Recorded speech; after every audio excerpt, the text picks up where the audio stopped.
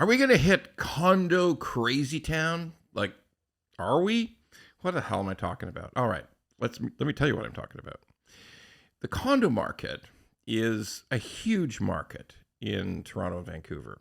In fact, if you look at the GTA, the whole part, almost all of southwestern Ontario, in the last few years, 75 or 80% of all new builds were condominiums. That's the way it goes. People want density. People needed some kind of affordable pricing. People needed a place to live. And in condo apartment towers, like the big towers full of units, almost half, if not more, depending on some buildings, maybe 75 or 80%, are purchased by investors. They're purchased by people to rent out to others.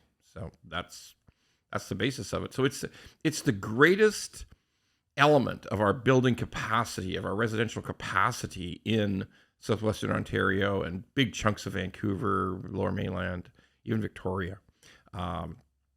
So why is it Crazytown? Well, let's break down the craziness of what's going on.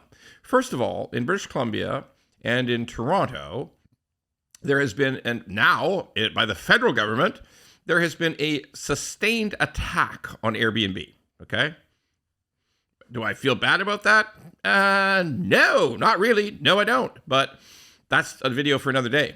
The issue is that people are thinking about it. Hey, it doesn't looks like Airbnb's in trouble. I own a couple. I own one. I own three. I own four. I mean, like, I better hedge my bets and sell a few, or like, what's going to happen? Like, I'm worried. You're worried. So sometimes an answer to worried is to get out from under it, to escape from it, to sell it. Okay?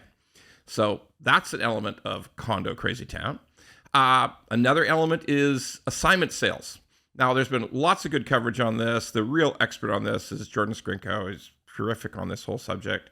He's got all the analysis. He's got the on-the-ground knowledge. And he's always saying the same thing. Look, new condo developments aren't really selling much. I mean, the prices don't make sense.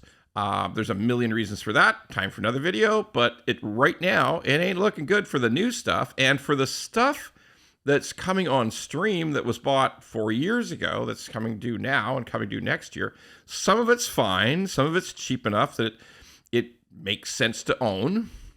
And it makes sense to sell by assignment. But almost every month, it becomes less sensible. In other words, the price you bought it for, and you put a 20% down payment, you've waited 5 years for the condo building to get built, that price is still maybe okay to sell, to rent, maybe not. Can I assign it? Can somebody just buy it from me before I close? Can somebody buy that unit from me before I close with the developer? Well, slowly, that's going away. And it's getting to the point where you will eventually have to discount. You're going to lose money. Yeah, if you want to get rid of it before you have to take possession, you're going to have to lose money. You have to give up some of your deposit. Now, the other element of that is, holy crap, I bought too many of them. Like, I bought 4 in 4 different buildings, and I can't get a mortgage for these, and the assignment is looking like trouble, and if I can't assign them, I can never get. I used the same mortgage pre-approval for all 4. Every bank thought I was only buying 1, but I was buying 4.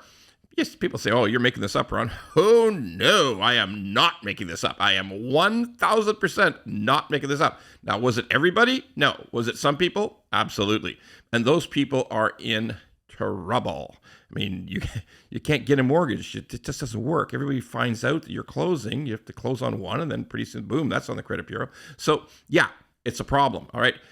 There 32,000, I believe, units came on stream in 2023, and mostly no problem with them. Mostly they all did close. All those buildings did close. The condominium corps formed, and everything was okay. But there's another about 34,000 coming next year, and it's looking a little dicey for those reasons I indicated. Now, let me tell you a couple of other things that are concerning about Condo Crazytown.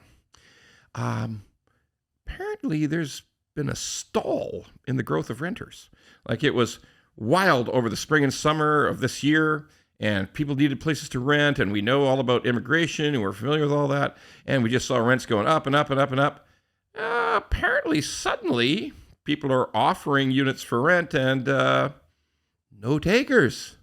Nobody's flooding in. Now, that's not everywhere in Canada, not even everywhere in southwestern Ontario, but I am hearing this from legitimate sources that rentals aren't just flying out the window like they were in the last several months. It seems to have taken some kind of change.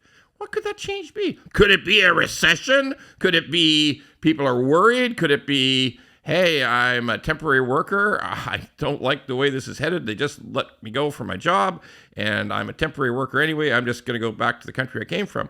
Or could it be, holy crap, I mean, between inflation and employment issues, I got to move back in with mom and dad. Or worse, I got to start couch surfing because I can't afford the rent at all. All right?